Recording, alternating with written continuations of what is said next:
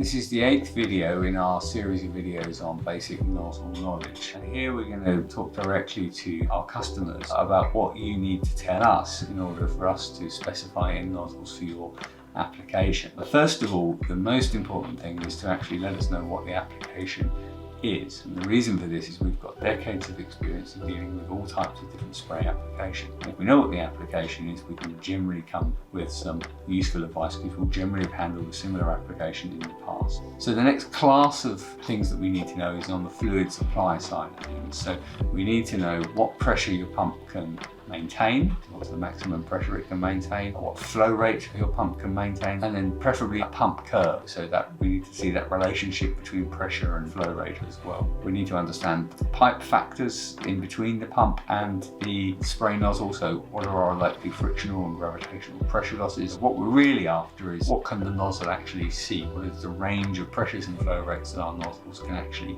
see at the nozzle. And then we also want to know what the flow rate is if possible, and if there's a variation there, what are the tolerances there. So what flow rate have we got to play with for this fluid delivery system. In some applications that will be very, very tight, it will be very, very precise flow rate for coating, for example, and for other applications like dust control it may be a little bit more leeway in that, so we need to know that. So the next category of things we need to know is all about targeting, so how we're going to get the spray to go where it needs to go. We need to know where we can put the nozzles relative to the target, so where in the surrounding infrastructure can we stick our nozzles basically, and what leeway is there on that. We need to know where the fluids are going to end up, and where do you want to get this fluid to go. We need to know whether you need an even distribution of fluid or an uneven distribution of fluid is acceptable. Again, that will depend very much on the application. If we've got all of that information, we can then work out where to put our nozzles and how we can get the spray on target.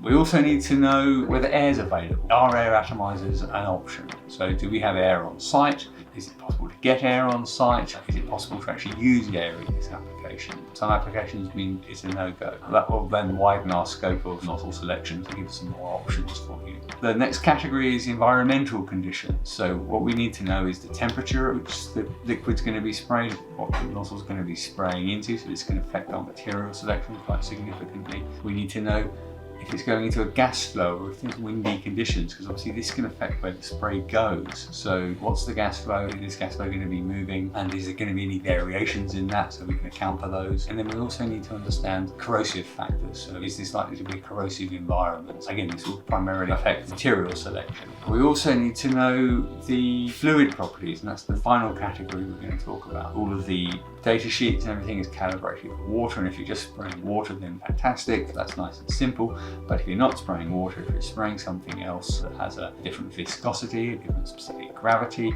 different surface tension, then we'll need to know what the fluid properties are so we can make the appropriate adjustments to the equations we went through in a previous video for flow rate and drop size and all of those other spray factors. The other fluid property that's really important to understand is the particulate content in there. How well filtered is this fluid going to be? Again, if it's pure, clean, very well filtered water, great, that gives us a load of options. However, if there's going to be contaminants in there, if there's going to be grit in there, if there's going to be anything that can clog up the nozzle, then that will limit our options because we'll need to look at clog resistant nozzles there. If you can provide us with as much of that information as possible, that will make our job a lot easier to specify the nozzle. We appreciate that in some applications, not all of this will be precisely defined, and that's absolutely fine. We'll help you to find that, again, using that applications knowledge builder over many years.